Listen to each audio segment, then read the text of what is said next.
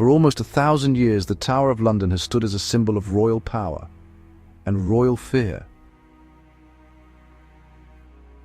Behind these walls, kings dominated, prisoners suffered, and legends were born. But for some of England's most famous royal figures, these walls became a place of no return. 4 queens entered the Tower as prisoners. 3 would never leave alive. And deep within its cold corridors lies another mystery: 2 young princes who vanished without a trace. In this video, we'll uncover the dark story of Britain's most feared fortress, where ambition, betrayal, and blood shaped the fate of a nation.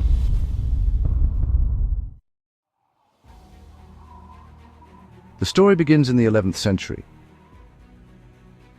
After his conquest of England, William the Conqueror ordered the construction of a great stone fortress on the banks of the River Thames. Built in 1078, the White Tower wasn't just a fortress. It was William's declaration of Norman might and dominance. It was both palace and stronghold, a reminder that England's new king ruled by right and by fear. The tower gradually expanded, new walls, moats, and defences rising around the White Tower. Over the centuries, the tower served as a royal residence, an armoury, a treasury, and most notoriously, a state prison for the crown's enemies. The phrase "sent to the tower" became a death sentence in the minds of the people, a one-way journey into darkness. But it was under the Tudors that the tower earned its darkest reputation, when royal blood itself began to stain its stones. Nowhere does the tower's dark history speak louder than in the lives of the royals who suffered behind its walls. The Tudor period, in particular, saw a procession of queens who entered the tower in triumph, only to leave on a scaffold. Perhaps the most notorious is Anne Boleyn, the second wife of King Henry VIII. Her crime? Failing to produce a male heir, and even more damaging, losing the king's affection to her own lady-in-waiting, Jane Seymour. In May 1536, Anne was arrested on shocking charges of adultery, incest, and treason. She was taken by barge to the Tower, entering through the same gates she had passed through for her coronation just 3 years earlier. Anne was allowed to stay in the lodging where she lay at her coronation, rather than the cold, dark dungeon. But this wasn't much of a comfort. The lavish rooms were now her prison. After a show trial where the verdict was a foregone conclusion, Anne was sentenced to death. In a final small mercy, Henry granted her a skilled swordsman from France, rather than the clumsy English axe.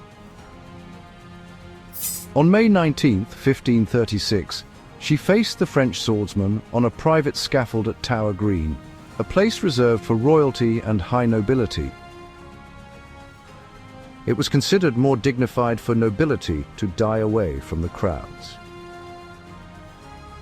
Anne spoke calmly to the small crowd, choosing her words carefully and never condemning the king, perhaps to shield her daughter, Elizabeth. With one stroke, it was over. The Queen of England was dead. Her body was unceremoniously buried in an old arrow chest in the Tower's chapel, St. Peter ad Vincula.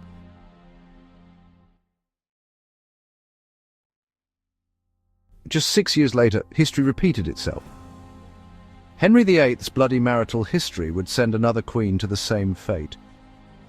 Catherine Howard, Henry's fifth wife and Anne Boleyn's cousin, was also accused of adultery. Just 18 years old, she was imprisoned in the same tower her cousin had died in. On February 13, 1542, she was beheaded on the same spot as Anne. The king did not attend. She met her fate with quiet dignity and was buried right next to Anne.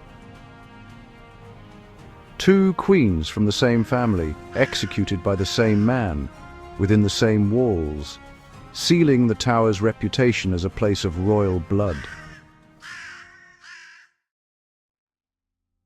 Only a decade later, another royal life was claimed within these walls, Lady Jane Grey. Barely 17, she was brilliant, educated and unwilling to be queen, but politics made her a pawn. Powerful nobles placed her on the throne to keep England Protestant and deny the Catholic Mary her crown. Jane reigned for just 9 days before Mary's overwhelming support removed her from power and sent her to a Tower cell. Though Mary was initially reluctant to execute her teenage cousin, a Protestant rebellion led by Jane's own father sealed her fate. On February 12, 1554, Jane watched from her window as her husband was led to his public execution on Tower Hill. An hour later, it was her turn. She was granted a private execution on Tower Green. Her final words were, "Lord, into thy hands I commend my spirit."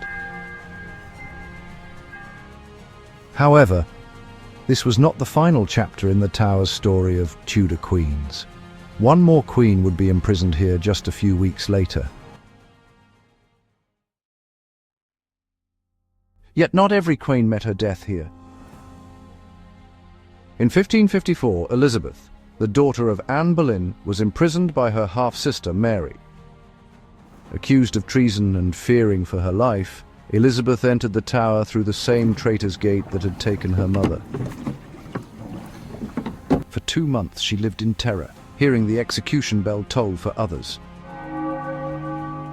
She was finally released from the Tower and moved to a royal residence, where she was to spend almost a year under house arrest. 4 years later, she became Queen Elizabeth I, one of England's greatest monarchs. Her survival gave the Tower one final royal twist.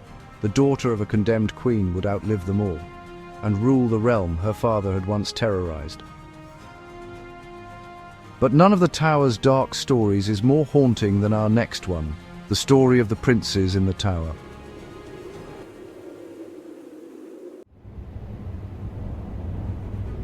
Perhaps the Tower's darkest story belongs not to its queens, but to 2 young boys. In 1483, after the sudden death of King Edward IV, his 12-year-old son, also named Edward, was set to become King of England. The young king-to-be and his younger brother Richard were placed in the Tower by their uncle, Richard, Duke of Gloucester. Initially, this was standard procedure, as the Tower often served as a royal residence before a coronation.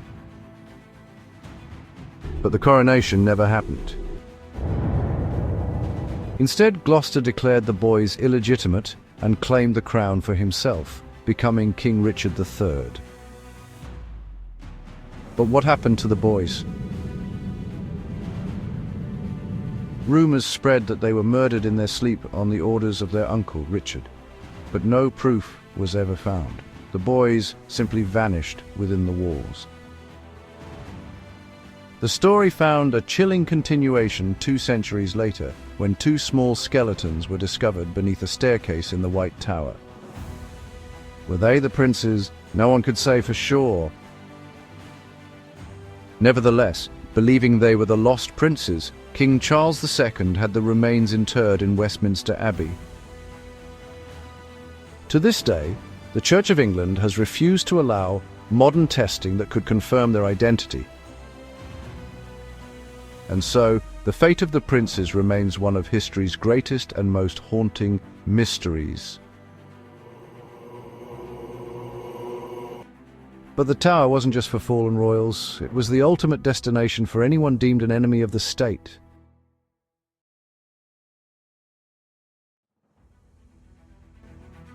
Traitors, plotters, and rebels all found themselves facing interrogation and judgment within the Tower's walls.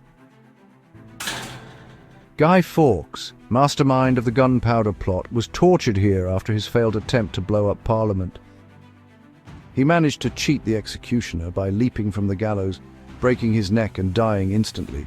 thus avoiding the agony of the latter part of his execution.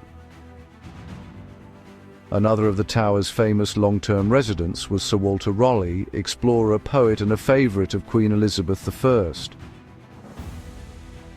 His fortunes, however, turned dramatically under her successor, King James I. Accused of plotting against the king, he was spared execution but spent 13 years imprisoned in the Tower. Even in the First World War, German spies were brought here and shot.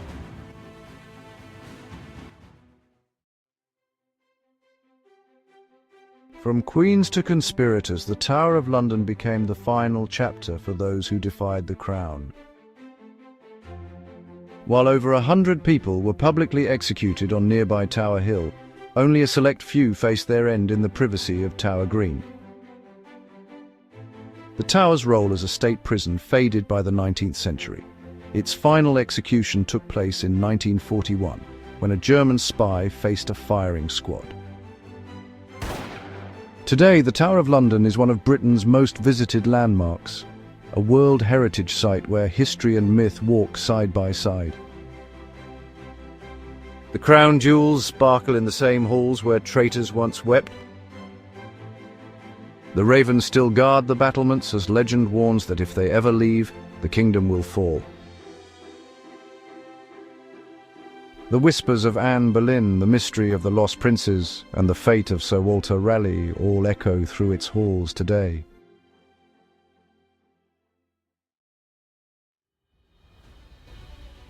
If you'd like to explore another fortress where royal power, rebellion, and legend collide, continue this journey to Edinburgh Castle, Scotland's crown jewel, where centuries of kingship and conflict shaped a nation.